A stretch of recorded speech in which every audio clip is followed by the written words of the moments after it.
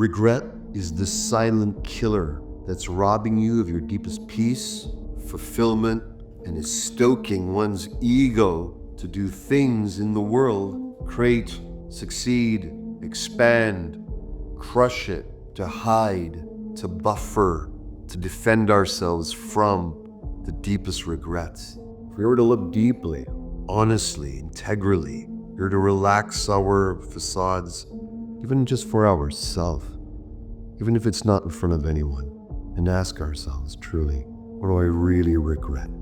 Not just in a superficial way, but with deep openness to yourself, to the profound discomfort, unease, and icky feelings, self-dejection, and sobriety that comes with facing and then ultimately owning and acknowledging our deepest regrets. You see, it's in our deepest regrets that we've suspended our life force. Somewhere we've done something against our own innate truth, against our own innate moral compass, against our own integrity.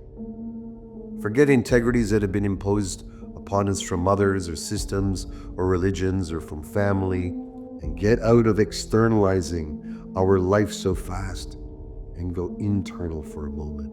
You see, as a leader, my deepest regret is not being there fully for my children.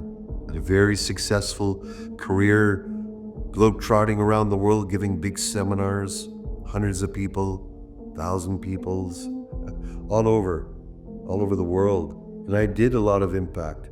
I made a lot of positive impact into people's lives. That's undeniable, and I can rest in all of that. It's also clear to me from the relationship that my children have shared with me that there was times where I just was not there for them. I wanted to be, I thought I was, but as a more mature man, I look back and I go, they needed more safety, more stability, more presence, not just direction, just holding, nurturing, loving them for who they are, even in all their emotional youth and crisis and challenges and lonelinesses and bullying and everything else, whatever they went through. My deepest regret is I didn't do that as fully as I could have. Should I compare myself? Can I say, oh, I did okay, I did that?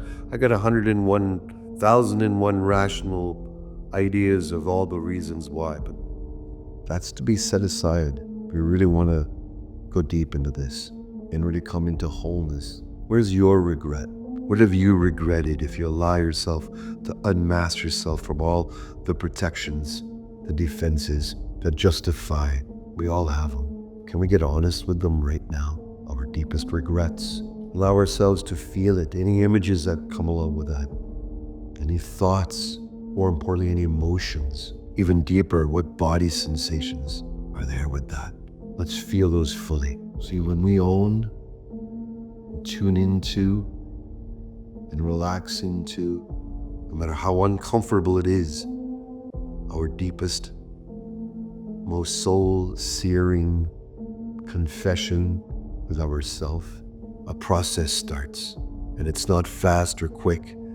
There's no easy fix. The process is the process of truth. So rather than just read the next positive line and say, oh, let go of your regrets, you're here now, all of that is good and there's truths in all of that.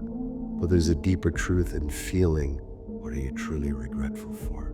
And owning it with full responsibility without immediately jumping into solution.